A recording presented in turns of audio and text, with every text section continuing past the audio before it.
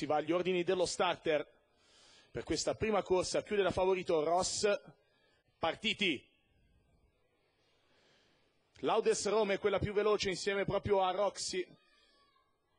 Anche Ross all'esterno che ha fatto partenza, poi Suerte. Alla fine Laudes Rome è quella più brillante rispetto ai due maschietti e si porta in vantaggio. Allora Laudes Rome, la femmina, contro Roxy che ha al suo esterno Ross.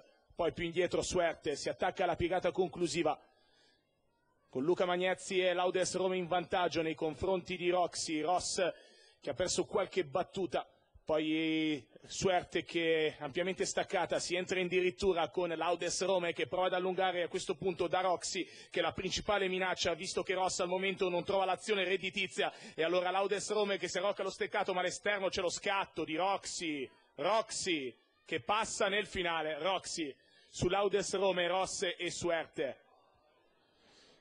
Gregorio Arena apre la giornata di corse da Varese con questa vittoria per l'allevamento dei 7. Grisetti Galoppo, il figlio di Scirocco, Roxy, questo Sauro che viene a vincere il numero 4 nei confronti di Laudes Rome, la numero 2, poi il 3 di Ross e il 5 di Suerte. Avevano chiuso da cofavoriti Ross e Roxy, ma è quest'ultimo che la spunta, il numero 4. 1,99 la quota appunto in chiusura al totalizzatore nazionale. Al secondo c'è il 2 di Laudes Rome, quindi 4-2 l'accoppiata in ordine. Ecco qui il primo piano, come detto, per il figlio di Scirocco e Simil.